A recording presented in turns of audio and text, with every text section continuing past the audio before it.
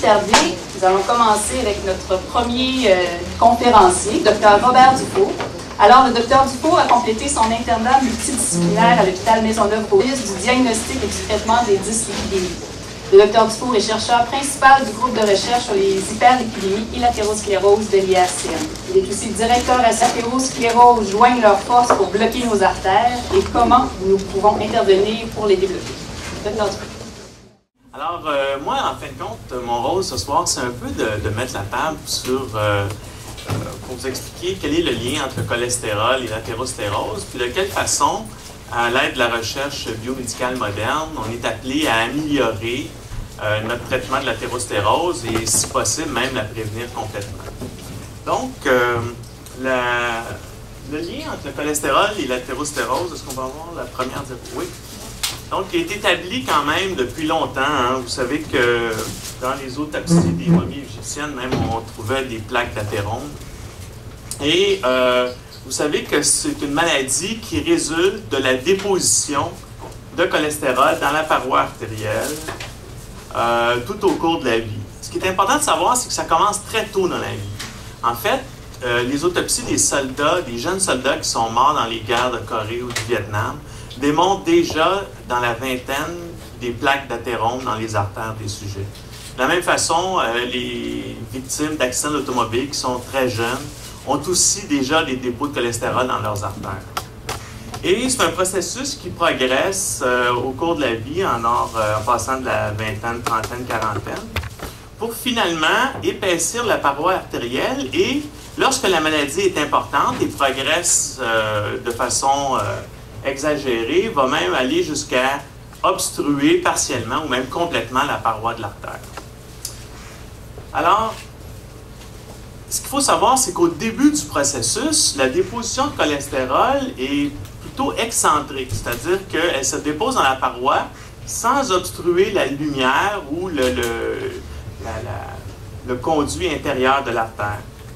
Mais à mesure que la plaque d'athérome ou le dépôt augmente, mais là, on rétrécit la lumière de l'artère et là, l'obstruction au flot devient de plus en plus importante. L'autre chose qui est notable dans l'athérosclérose, c'est que ça touche certaines catégories d'artères seulement. Ça touche que les artères de gros calibre et de moyen calibre. Donc, les petites artérioles qui sont aux extrémités des mains ou des jambes ne sont pas touchées par l'athérosclérose. Donc, quels sont les organes qui vont être victimes de ces dépôts de cholestérol-là dans les artères? Bien, c'est d'une part le cerveau, parce que les artères carotidiennes, les grosses artères qui nourrissent le cerveau, vont progressivement subir la déposition de cholestérol. Et éventuellement, ça pourra se compliquer d'ACV, donc d'événements ischémiques, donc d'obstruction d'artères cérébrales. Le rein, ou la déposition de cholestérol ou l'athérome dans l'artère rénale, va engendrer l'augmentation de la tension artérielle, donc l'hypertension chez certains sujets. Les artères, l'aorte, donc où on peut avoir par déposition de cholestérol une dilatation de l'aorte, ce qu'on appelle un anévrisme de l'aorte abdominale. Et les artères périphériques, les fémorales ou les iliaques, où on va obstruer le flot dans les membres inférieurs et donc poser en bout de ligne de la claudication ou même de la gangrène. Puis finalement, probablement ce qui est le plus connu, ce qui est le plus important du point de vue santé publique, l'obstruction des artères coronaires du cœur qui va entraîner soit de l'angine, soit un infarctus du myocarde, donc les complications cardiovasculaires cardiaques. Alors, c'est un processus très complexe que je n'ai pas l'ambition de vous résumer en 10 minutes, mais ça implique plusieurs cellules sanguines, plusieurs cellules inflammatoires et de la paroi artérielle pour former le dépôt de cholestérol dans la paroi de l'artère. Donc, beaucoup de médiateurs chimiques et biologiques sont impliqués dans la progression de la plaque d'athérome jusqu'à la formation d'un dépôt complexe et structuré. Mais du point de vue anatomique, ce qu'on sait maintenant, c'est que, par exemple, la progression de plaques d'athérome dans les artères coronaires, les artères du cœur, va, ici c'est une coupe par scanner, donc ça c'est un angioscan du cœur, donc c'est un scanner du cœur, où on voit les artères coronaires qui, lorsque colorés avec un colorant, peuvent être visualisés. Et on voit ici qu'il y a un manque de colorant dans certaines portions des artères coronaires qui résulte de dépôts de cholestérol dans ces artères-là. Donc, on peut, de nos jours, sans même aller voir avec un cathéter et colorer directement l'artère coronaire, on peut voir par scanner les dépôts de cholestérol dans les artères. Alors, quels sont les facteurs de risque qui font qu'on va développer de l'athérosclérose plus rapidement ou de façon plus importante qu'une autre personne? Alors, la première, c'est l'âge et le sexe. On sait que les hommes sont plus touchés que les femmes, et plus on avance en âge, plus on a des risques d'avoir des dépôts importants dans nos artères. L'histoire familiale, si on en a beaucoup dans notre famille, du côté paternel ou maternel, ça augmente notre risque. Le cholestérol élevé, et ça, je vais y revenir, mais ça, c'est vraiment un facteur très important pour le développement de l'athérosclérose, peut-être le plus important à l'heure actuelle. L'hypertension, le fait d'être fumeur, d'être diabétique ou d'avoir un surplus de poids, ce sont les facteurs majeurs qui vont faire que la maladie va se développer plus rapidement. Mais le point sur lequel je veux insister ce soir, c'est sur le fait que, et s'il n'y avait qu'une notion que j'aimerais que vous reteniez ce soir, c'est celle-là, c'est qu'on a plusieurs formes de dépôts, plusieurs formes d'athérosclérose dans nos artères. Puis on pourrait les catégoriser en deux grandes catégories de dépôts ou de plaques d'athérome. La première, c'est la plaque d'athérome ou la lésion athéromateuse qui va obstruer une artère coronaire principale. Et de cette façon-là, le flot de sang qui va nourrir cette partie-là du cœur, qui est tributaire de l'artère qui est obstruée partiellement ou complètement, va diminuer. Et donc, ça va se manifester par de l'angine, c'est-à-dire des douleurs thoraciques à l'effort à cause de l'obstruction partielle de l'artère. Alors ça, c'est souvent ce qu'on va traiter en faisant une dilatation coronarienne. Vous avez entendu parler de ça. On passe un petit ballon dans l'artère obstruée, on gonfle le ballon qui est muni d'un grillage métallique autour du ballon et on va désobstruer l'artère pour lever l'obstruction. L'autre type d'athérosclérose qui est tout aussi importante, vous allez voir, c'est ce qu'on appelle la présence d'une plaque vulnérable. Ça, ce n'est pas une lésion, ce n'est pas un dépôt qui va obstruer l'artère, mais plutôt un dépôt qui est peu important en termes d'obstruction, mais qui est friable, qui est facilement rupturable. Et là, la rupture de la plaque, la fissure dans la plaque, va entraîner une complication cardiovasculaire, la formation d'un caillot, qui lui va obstruer l'artère rapidement et entraîner ce qu'on appelle l'infarctus du myocarde, c'est-à-dire l'obstruction complète du vaisseau et donc la mort partielle d'une partie du muscle cardiaque qui est irrigué par ce vaisseau-là. Alors ça, c'est l'illustration, en fait, de ces deux types d'athérosclérose.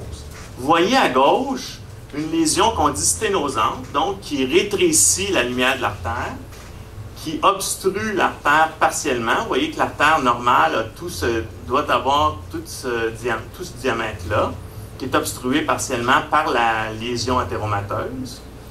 Et à droite, vous voyez la plaque vulnérable. Et là, on voit que c'est un petit dépôt, plutôt jaunâtre. Pourquoi jaunâtre? Parce qu'il est riche en cholestérol, qui s'est fissuré. Et là, l'amas noir que vous voyez ici, c'est le thrombus, le caillot, qui est venu obstruer rapidement la lumière de l'artère. Et ça, c'est très problématique parce que on ne peut pas se préparer à cet événement-là. Quand l'obstruction se produit progressivement sur des années, le cœur va faire pousser des petits vaisseaux collatéraux qui vont tenter de contourner l'obstacle. Mais ici, quand ça se produit rapidement, il n'y a pas de préparation possible. C'est l'accident cardiaque immédiat. Alors, ce qu'on sait maintenant, c'est que 70% environ des infarctus se produisent sur des plaques vulnérables, le deuxième type de plaque. Et donc, moi, quand j'étais à l'université, on nous disait c'est plutôt sur des lésions sténosantes que les infarctus se produisent. Maintenant, on sait que non.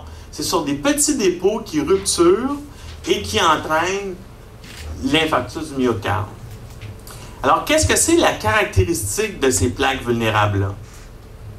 Bien, la principale caractéristique, c'est qu'elles sont riches en cholestérol. Alors, vous voyez tout le rose qu'il y a ici dans la coupe histologique, mais tout ça, c'est du cholestérol. Et le cholestérol, quand c'est contenu de façon importante dans une plaque et quand ça entre en contact avec le contenu sanguin, ça déclenche immédiatement la formation d'un caillot. Le corps répond en voulant colmater la brèche, la rupture de la plaque. Et ce faisant, il provoque une réaction qui est très nocive parce qu'il va obstruer complètement ce qui reste pour le passage du sang. Alors, il y a d'autres caractéristiques. Le capuchon de la plaque est mince. Il y a de l'activité inflammatoire dans la plaque qui fait que le capuchon va être digéré et comme ça, la plaque va rupturer.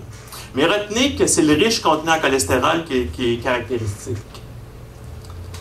Alors, qu'est-ce qui détermine que dans nos artères, on a des plaques vulnérables? Ça, c'est la question que tous les patients me posent. Est-ce que dans mes artères, j'ai des plaques vulnérables? Puisque c'est des petites plaques qu'on ne voit pas en angiographie, comment est-ce que je peux savoir, moi, que j'en ai?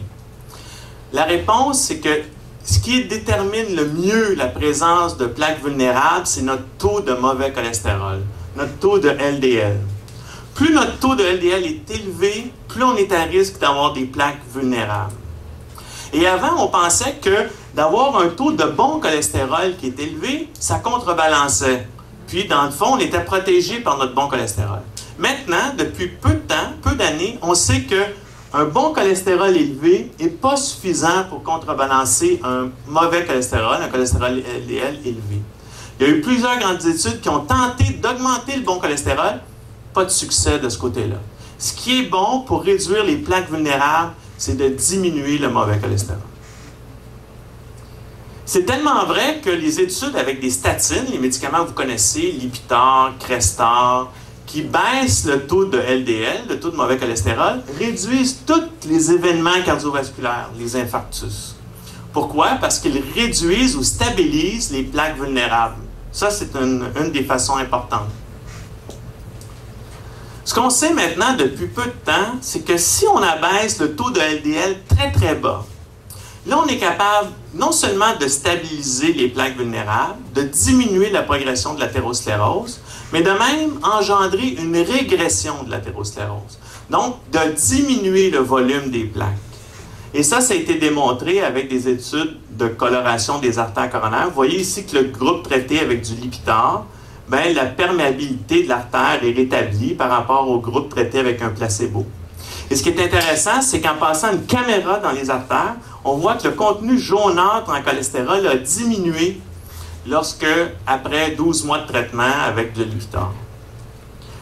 Maintenant, la question, c'est de savoir jusqu'où il faut aller. Est-ce qu'il faut baisser très bas notre LDL cholestérol? Les gens nous disent, ça n'a pas de bon sens, docteur. Mon docteur trouve que mon cholestérol est encore trop haut. Bien, je vous dirais qu'on sait maintenant que pour stabiliser la progression de l'athérosclérose et les plaques, il faut atteindre 2 millimoles de LDL cholestérol. Et pour voir de la régression de l'athérosclérose, il faut atteindre 1,5 millimoles de cholestérol. Et même, il y a des études qui montrent qu'à 1, c'est encore mieux. Donc, pour stabiliser et régresser la maladie, il faut baisser beaucoup le LDL. Et finalement, et je termine là-dessus, c'est difficile de baisser beaucoup le LDL cholestérol. Avec les statines, actuellement, on a beaucoup d'obstacles à cette baisse-là.